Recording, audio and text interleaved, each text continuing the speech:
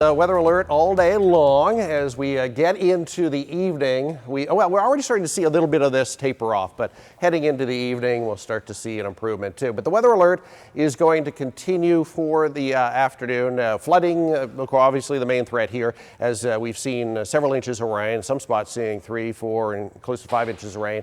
Lightning, some lightning strikes and some gusty winds. We just had about a 40-mile-an-hour wind near Sebastian, and they had confirmed tornado now down around Miami. That was earlier today.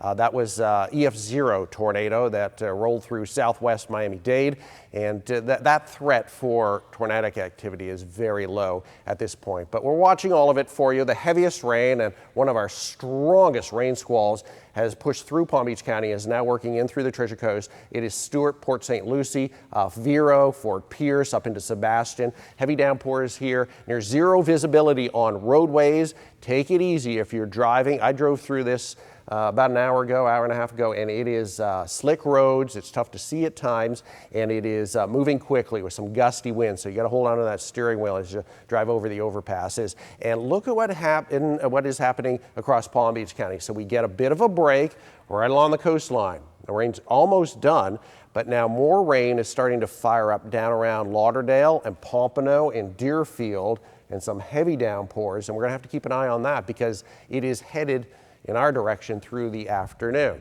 All right, we have that flood advisory. This is until 1 o'clock. This is for Jupiter down through West Palm. The issue at this point is that the ground is saturated, so it can't handle a lot of extra rainfall. So keep that in mind. And there we have a flood advisory for the northern Treasure Coast, and a flood watch is in effect through tomorrow morning. I should say up until 8 a.m. tomorrow morning, with additional rainfall causing some issues. Temperatures are in the mid and high 70s, and the hour-by-hour forecast, kind of a mixed bag.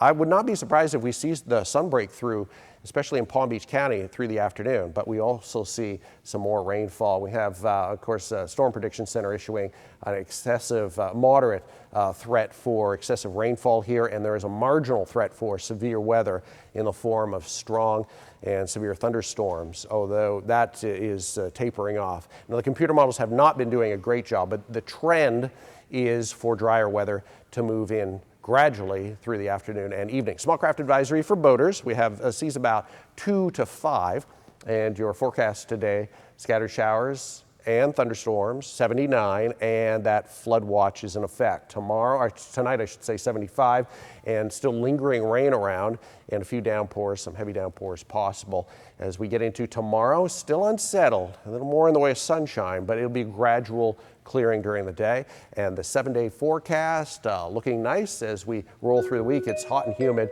and our rain chance is fairly high, so they're definitely into the rainy season here, but not the drenching rains that we saw today.